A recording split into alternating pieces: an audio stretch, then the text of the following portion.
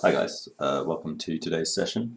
It's going to be a pretty well, essentially simple lesson today, but it's quite crucial to any kind of drawing that you're doing if you want to kind of push things to a more refined level. So you can see I'm going to be working at a very small scale, so I've got my camera zoomed pretty close in. And I'm going to begin. What I'm going to be drawing is basically shift my camera a tiny bit to capture this. So I'm going to be drawing a little gradient, and it's going to incorporate all the sort of main elements of a shadow and halftones that we tend to see in any drawing that we're working on or painting. So this is going to be where we say our shadow edges. So if you imagine, it's almost like we're looking at a little bit of the side of a cylinder or something like that. So the light's coming from this direction, and this is our shadow side, and this is going to be our halftone side. Now, the focus, we should be aware of this. If you have a look at the recent form video that I did, you'll kind of understand how this process works. So the light travels, eventually reaches the shadow edge. At the shadow edge, we've then got the shadow, but we start to get reflected light filling into this bedbug line. It's a little bit darker than the rest of the shadow often. So if you watch my video, I think it's probably about 3-4 lessons ago on form, that's kind of a good one to watch if you want to understand more about that sort of stuff. But for today, we're actually just looking at shading techniques. So I'm using a pretty fine point because I'm using just like a Bic mechanical pencil. And what I want to look at is how we can smooth something out. So you can see that as I run my pencil over this paper, I'm running it quite lightly over the surface. I'm not pressing down at all. If I press down too hard, I'm going to make the crush the paper and lose the tooth, which we don't want to do. So we want to figure out how can we get an even tone on our paper and even gradients without damaging the paper. And that takes a little bit of kind of like different approaches. But mainly what we want to do is we want to try to make sure that as we're drawing, we're sort of trying to work the pencil. So the pencil might be working in different directions so that it gets into the grooves or the sort of valleys of the tooth of the paper. So viewed from the side, microscopically, the tooth of the paper is kind of jagged a bit like that. So you can sort of see these flecks, dark and light flecks. The paper's all the same color. The dark and light flecks show where there's a little bit of a divot, and then where it rises back up, and where there's a divot, and where it rises back up. And as I'm sketching over that, so I'm kind of lightly laying this tone over it, what's happening is I'm catching the highest points, I'm catching the mountain ridges with my pencil. So if my pencil sort of top is that wide, it's obviously not going to get into those little grooves. Now this pencil's pretty thin, so it can get pretty close in. But I'm going to need to sort of swivel it, so I kind of spin it in my hand.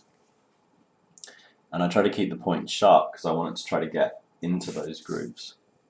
So if I come from a different angle, so I've been kind of shading in this direction, if I started shading in the other direction, it's going to get into some slightly different little points of the paper than the previous way was able to. And this approach is how we start to build a smoother look to our tone. So I'm going to just go over this a few times, pass over this shadow,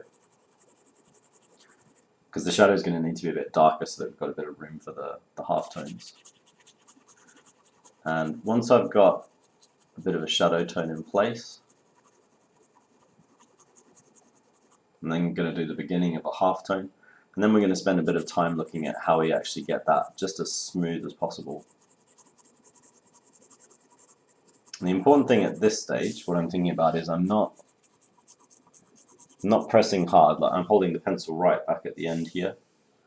And I'm almost just letting it skim over the surface. And you can see tone isn't added very quickly. If I was to press hard, this is how quickly I could get something to look dark.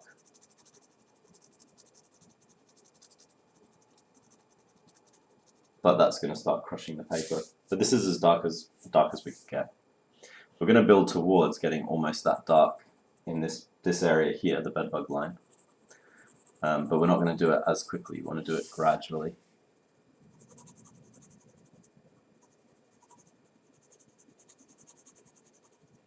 Now the advantage to building tone up this way, just swiveled the pencil there again. The advantage to building tone up in this way, at the same time as smoothing something out, you can also be adding detail to it. Because,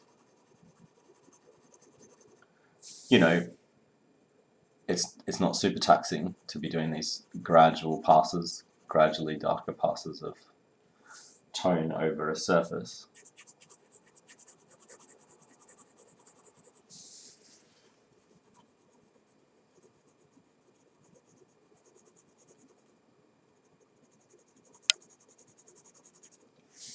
So if you were starting to render stuff in the shadows, this is a time that you could do that. You can sort of hold it in your head at the same time. When you're really first starting to sort of draw and you're practicing this sort of skill though, you want to focus a bit more just on like how do I actually get it to work. So I'm pretty happy with this as a base tone for my shadow. So now I'm just going to put a few passes of my darkest halftones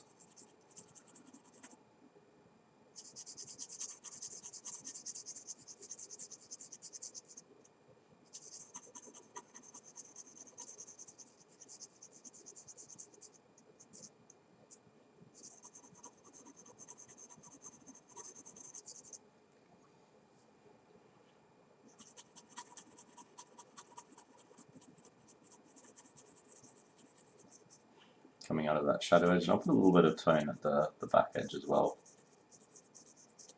So it sort of feels like this is the lightest part of that gradient. So we've got everything roughed in. Maybe go a few more passes just over where the bedbug line is to make sure that's nice and clear. And you can see that it reads. So if I kind of step right back from this, I can see that, you know, this is the shadow, and you know, this is the gradient coming out of it. But it's a little bit messy looking. So this often is where, when I'm working with students, this is the sort of point they get up to their drawing. So they've got their shapes in really nicely. They've got their tones in. They've got these sorts of gradients in place. But things look a little bit patchy. And they sort of struggle, I guess, like a lot of the time what people will do when they get to this stage where things are a bit patchy is they maybe just start pressing a bit harder and they kind of press it out into this sort of thing. What happens with graphite and paper if you press it out is you crush the tooth of the paper and it becomes flat. And lead, graphite that we're drawing with, is a shiny material. So if you lay a shiny material over a flat surface, it's going to start to be reflective, and you may have noticed this in drawings of your own if you've drawn a bit with pencil, but if you press too much and too hard over the paper, or if you're working with very smooth paper, it happens quicker. You'll get a kind of shiny reflective surface, and it means that the darkest tone, where you press the hardest, actually ends up looking kind of light under certain lights because it's reflecting so much. And we don't really want that to happen, partly because we're damaging the paper, we can't erase it. The tooth allows for erasing a bit more. So if you ever wanted to make a change later on in the drawing, we can't. And partly just because it's a bit unsightly. So different papers will have different tooths. And this is a kind of medium tooth paper. It's not super textured. You get much more textured sort of watercoloured papers. And you can get much smoother like kind of Bristol card papers as well, which are super smooth, sort of more for graphic work. And you can experiment with different papers and sort of see what effect, how your drawings look on them. The other way that you can sometimes smooth stuff out that you're probably thinking of right now is you could smudge. You could use something like a stomp, or you could smudge with your fingers or some paper. And you could smooth this out by smudging it. And if you smoothed it out by smudging it, you wouldn't actually necessarily, if you don't press too hard, you wouldn't damage the paper. You'd just be shifting loose bits of graphite around. And that is a totally valid way to smooth stuff out. But it can be a little bit less controlled than what we're going to do here. So what I'm going to be working on is I'm going to be trying to basically find in this swatch. So let's zoom in even closer if we can. So you can see that swatch looks pretty speckledy. And what I need to do is I need to find where are the light speckles and where are the dark speckles, because I don't want to go over the dark speckles any more than I already have, because I don't want them getting any darker. I want the light bits that are too light to get darker, but I don't want the darker parts to go much darker at this stage. So I just started working on this little swatch here, and you can see that I've filled in those little points of light. Now this works because I'm using a very fine point, so I really recommend mechanical pencils as a drawing tool, especially for this sort of thing. And you don't always have to smooth stuff out this much as well, so I'm not saying that you have to make every drawing that you do super smooth, but I just want to show you how you can do it if you need to smooth a tone out, if you don't want that kind of sense of texture. Now I'm swiveling the pencil around a bit. I'm also moving to kind of approach the paper from slightly different angles, so maybe coming from above, from below, could come from this side. I'm a little bit limited doing this video, how much I can move the paper around. If I was working without being filmed, I'd kind of have the paper probably on my lap and I'd be swiveling it around all sorts of different directions, which you can do if you're working on your own.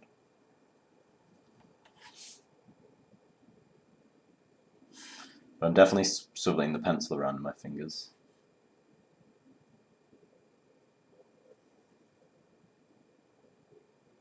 And you can think of it as though you're trying to find the biggest difference. So where is there a really kind of light spot that super stands out to you?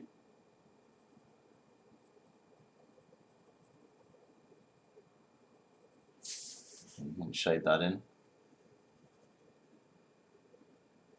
And I'm going to do the bottom half of this little panel up to about here, and then we're going to compare, just have a look at what's, how the top looks versus the bottom.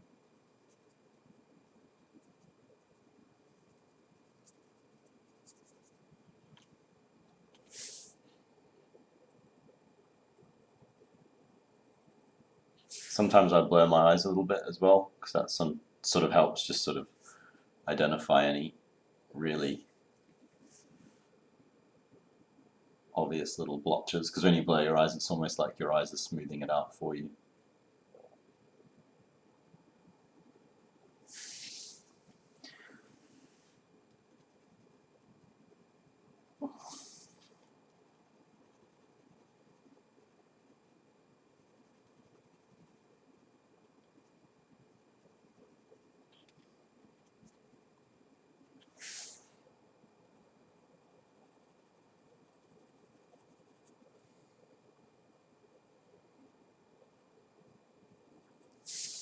So you can see that starting to look smoother, especially if I zoom out. You can see. So we've got a smoother look to this than this top section, and you can keep pushing this further and further, so I'm going to keep going to make sure I'm nice and sharp. I mean, zoomed right in there, you can still see how many sort of little points I've got that could be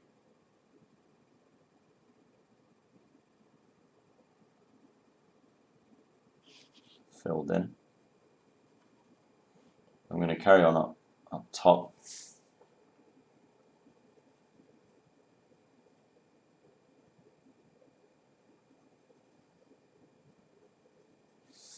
And then once we've got everything in, we're going to have a look at what would you do if you want to lighten something and you've got some spots that are too dark.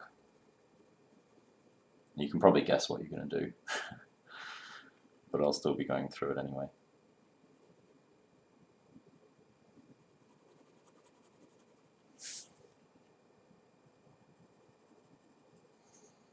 One of the other advantages of creating a very smooth tone is smooth tones tend to allow for more detail if you're rendering something than if you've got a patchier tone. So if you've got quite a patchy tone that you're working with,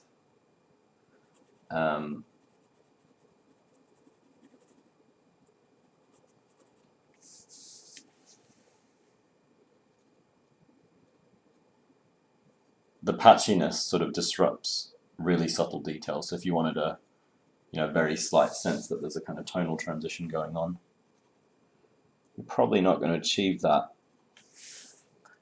the very patchy surface, because the viewer kind of registers the patchiness more than they register the transition. It gets lost in the noise, essentially.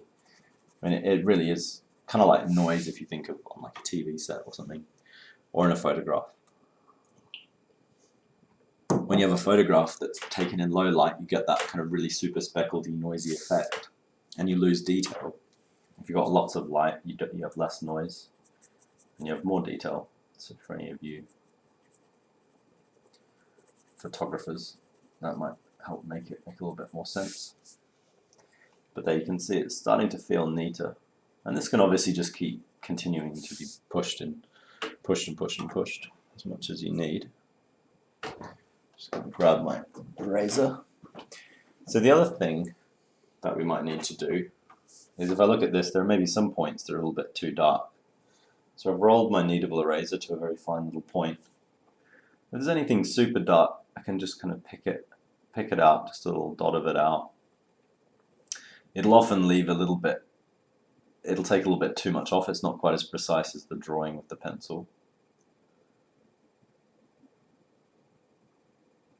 But what we do is, where we've gone too light, we then just go back in with the pencil. And usually an erased section of a drawing will take the pencil quite easily.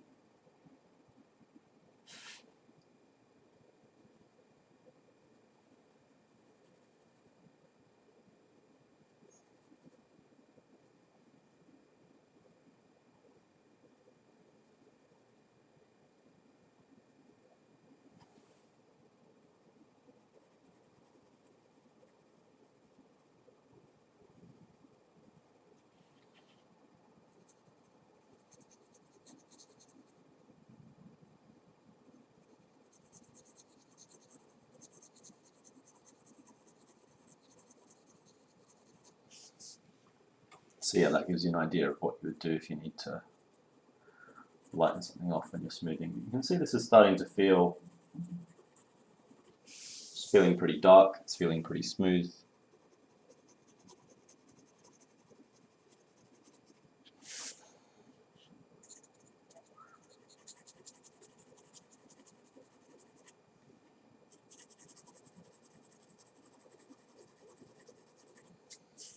I'm just going to build the tone a little bit darker right up at this shadow edge.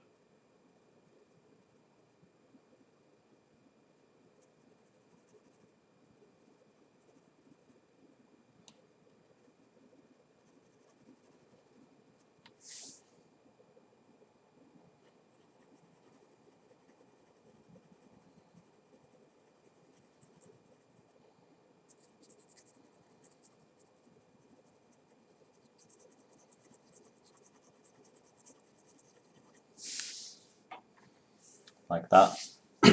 So yeah, I'm pretty happy now with that darker swatch. So the final thing I'm going to do is the same sort of thing, but just at a much lighter tonal register than this, because we're going to be doing it in the lights. So you can see now the lights are pretty patchy relatively. I'm just going to do the same thing. So where it becomes a little bit trickier, so even though it's lighter,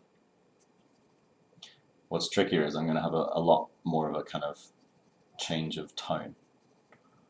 So it's going to be sort of dark just in this little band next to the shadow.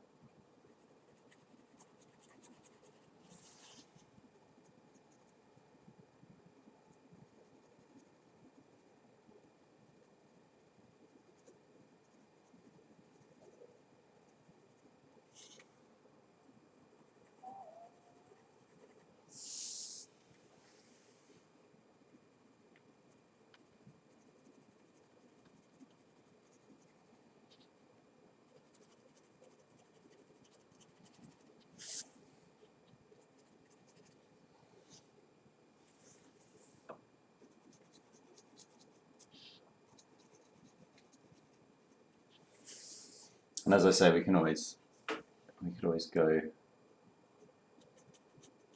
more and more detailed with this sort of thing. We're not going to go too far today, we're probably nearing the end of our session. And the other thing, so I haven't really gone into is I'm using a 2B pencil here, so it's a fairly soft lead, even though it's quite small. If I was to start kind of going over this with an HB or an H or a 2H, especially working in these lighter sections, I would have a much better opportunity of sort of getting in and just adding very fine amounts of tone. So, you know, there's a bit of a limitation working with a lead this soft. When you're trying to do these very fine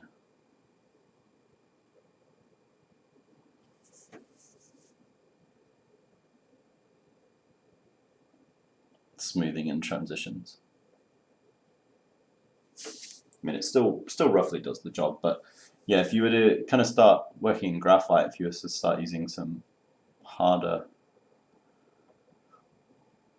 lead, some harder pencils,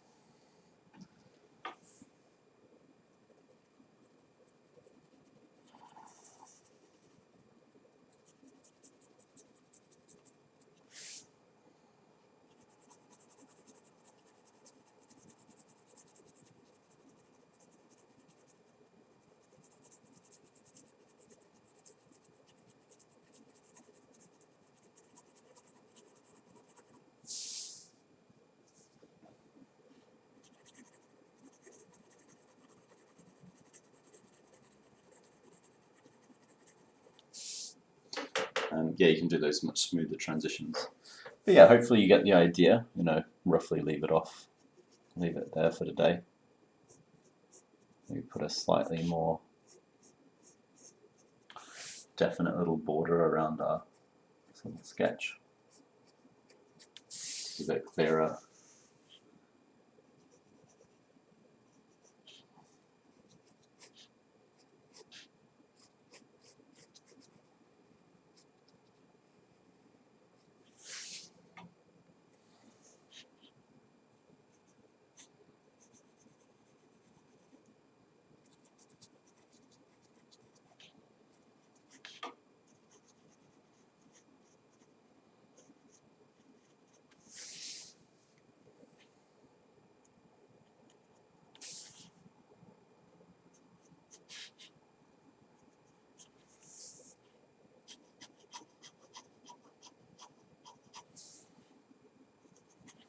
Yeah, just kind of neaten it off a little bit there.